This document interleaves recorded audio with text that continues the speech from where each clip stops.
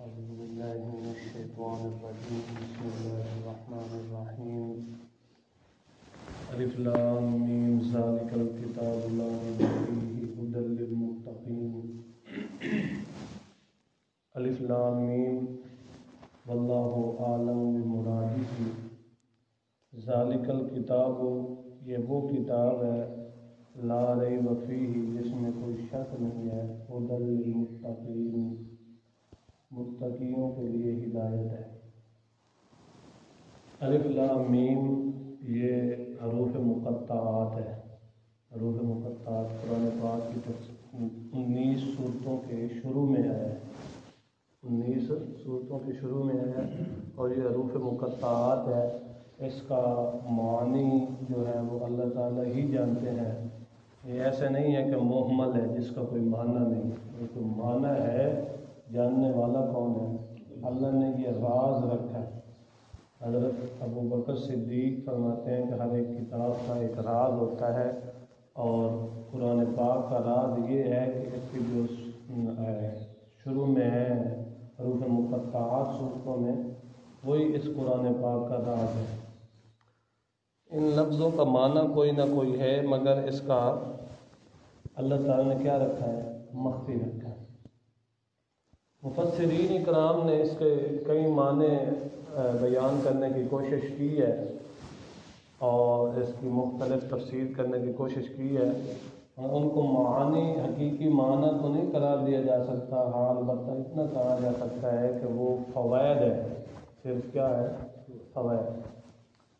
اس کی لمبی تفصیل ہے، انہوں نے کیا کہا، بہرحال اس کا مختصر یہی ہے کہ اللہ تعالیٰ کے علاوہ اس کا کوئی معنی نہیں جانتا۔ ذالک الکتاب لا ریب فیہ، یہ وہ کتاب ہے جس میں کوئی شک نہیں ہے۔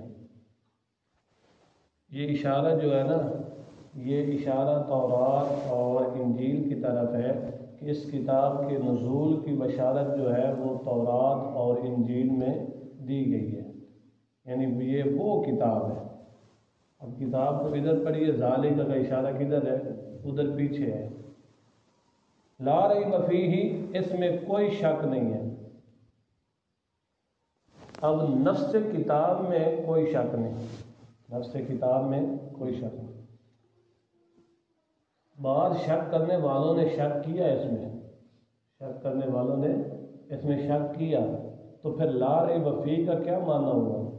بھئی اس میں شک نہیں، تو شک کرنے والوں نے تو شک کیا۔ اس کا جواب کیا ہے؟ اس کا جواب یہ ہے کہ نفس کتاب میں کوئی شک نہیں ہے، البتہ جنہوں نے شک کیا ان کے فہم میں قصور ہے، ان کے عقل میں کیا ہے؟ نفس کتاب میں کوئی شک نہیں۔ دنیا کی واحد یہ کتاب ہے جس میں ذرہ برابر کوئی شک نہیں ہے، اور کتاب کہلوانے کے لائق بھی یہی کتاب ہے۔ الکتاب میں الف لام ذکر کر کے یہ بیان کیا، کتاب کہلانے کے لائق ہے تو یہی کتاب ہے۔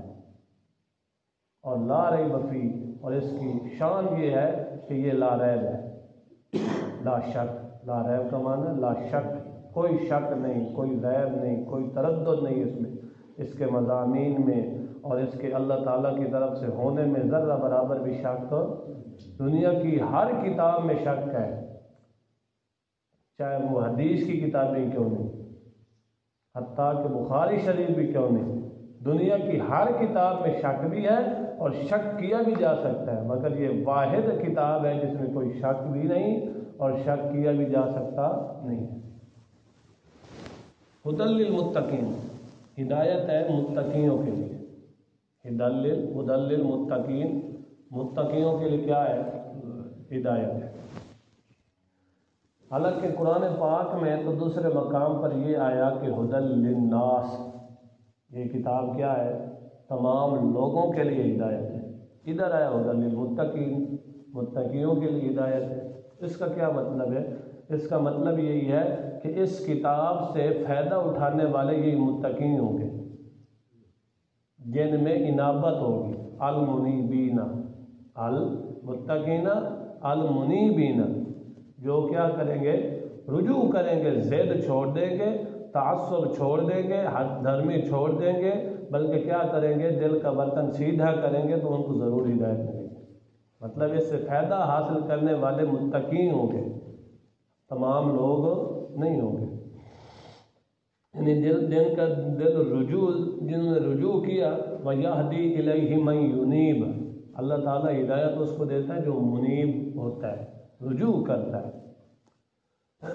آگے یہ متقین کی صفات ہے، جب بھی داعی حق دعوت دیتا ہے تو 3 قسم کے لوگ بن جاتے ہیں، ایک ماننے والے، 2 انکار کرنے والے، ایک کا نام کافر ہے، دوسرے کا نام منافق ہے۔ 3 قسم کے کیا ہوتے ہیں؟ لوگ ہوتے ہیں، ایک ماننے والے، ایک کھرے کافر، دوسرا اندرو کافر، جن کو منافقین شریعت کی اصطلاح میں کہتے ہیں۔ اب یہاں ماننے والوں کی صفات کا ذکر ہے، الذین یؤمنون بالغیب۔ پہلی متقین کی صفات جو ہے، صفت یہ ہے کہ وہ یؤمنون بالغیب، غیب پر کیا لاتے ہیں؟ ایمان۔ جو چیزیں نبی پاک صلی اللہ علیہ وسلم نے ہمیں بتائی ہیں، ہمیں نہیں پتہ وہ کیا ہے، ہمارے لیے غیب ہے، حواس سے، عقل سے معلوم نہ ہو سکیں، نبی پاک صلی اللہ علیہ وسلم نے بتائیں تو وہ کیا ہے ہمارے لیے، ہمیں اللہ تعالیٰ کا نہیں پتہ تھا، یہ نبی پاک صلی اللہ علیہ وسلم نے بتایا۔ فرشتوں کا نہیں پتہ تھا، قبر کا نہیں پتہ تھا، دوزخ کا نہیں پتہ تھا، حشر و نشر کا نہیں پتہ تھا، کسی چیز کا نہیں پتہ تھا، تو یہ کیا ہے؟ ایمان بالغیب۔ جیسے حدیث جبرائیل میں بھی میں نے ذکر کیا تھا کہ ایمان کیا ہے؟ آمنت باللہ وملائکتہ وکتبہ ورسلہ والیوم الآخر والقدر الی آخرہ۔ ان میں بھی کیا ذکر ہوا؟ ایمان۔ تو ایمان کا مطلب یہی ہے کہ جن چیزوں کا ہمیں نہیں پتہ، ایمان بالغیب کا یہی مطلب۔ پہلی صفت یہ ہے کہ ایمان بالغیب۔ وَيُقِيمُونَ الصَّلَاةَ، دوسری صفت یہ ہے کہ وہ نماز بھی قائم کرتے ہیں۔ ایسے نہیں کہا یقرؤون الصلاۃ، وہ نماز کو پڑھتے ہیں، ایسے نہیں کہا، بلکہ کہا یقیمون الصلاۃ، وہ نماز کو کیا کرتے ہیں؟ قائم کرتے ہیں۔ اقامت صلاۃ کا کیا معنی ہے؟ اقامت صلاۃ کا یہی معنی ہے کہ نماز کے تمام ظاہری اور باطنی حقوق کو ادا کیا جائے۔ اب اس کی تفصیل لمبی ہے، ظاہری حقوق کیا ہیں، باطنی حقوق کیا ہیں۔ مختصراً یہ ہے کہ کپڑوں کا پاک ہونا، بدن کا پاک ہونا، جگہ کا پاک ہونا، قبلے کی طرف منہ ہونا، 70 کا چھپانا، یہ کیا ہے؟ ظاہری چیزیں ہیں۔ باطنی چیزیں یہ ہیں کہ اللہ تعالیٰ کی طرف کیا کرنا؟ رجوع کرنا، خشوع خضوع کے ساتھ کیا کرنا؟ نماز پڑھنا۔ اور بھی اس کے کئی آداب اور ارکان ہیں۔ تو مطلب یہ ہے کہ نماز کو پورے ارکان، پورے آداب، پورے حقوق کے ساتھ کیا کرتے ہیں؟ ادا کرتے ہیں۔ یقیمون الصلاۃ، اقامت صلاۃ کا یہی معنی ہے۔ آگے وَمِمَّا رَزَقْنَاهُمْ يُنْفِقُونَ، تیسری صفت، جو ہم نے ان کو دیا ہے وہ کیا کرتے ہیں؟ خرچ کرتے ہیں، یہ تیسری صفت ہے۔ اب بعض مفسرین نے ينفقون سے خرچ سے مراد زکوٰۃ لی ہے، بھائی صرف زکوٰۃ مراد ہے، بلکہ دوسرے مفسرین نے کہا کہ نہیں، اس سے مراد عام ہے، چاہے واجبی صدقات ہوں یا نفلی ہوں، زکوٰۃ ہو، عشر ہو، نفلی صدقات ہوں، چھوٹے ہوں بڑے ہوں، سب اس میں داخل ہیں، سب کیا ہے؟ اس میں داخل۔ اور اس سے بھی زیادہ اگر عموم رکھا جائے تو ماں جو ہے نا، ماں میں عموم ہے، ماں جو کچھ اللہ نے دیا، چاہے وہ جوانی دی ہے، صحت دی ہے، اولاد دی ہے، جو کچھ بھی اللہ نے دیا ہے وہ کیا کرتے ہیں؟ اللہ کی راہ میں خرچ کرتے ہیں۔ آگے چوتھی صفت، والذین یؤمنون بما انزل الیک وما انزل من قبلک، جو آپ کی طرف نازل ہوا، یعنی نبی پاک صلی اللہ علیہ وسلم کی طرف، اس پر بھی ایمان لاتے ہیں، جو آپ سے پہلے رسولوں کی طرف نازل ہوا اس پر بھی کیا لاتے ہیں؟ ایمان۔ یہاں پر 2 وحیوں کا ذکر ہوا، کتنا؟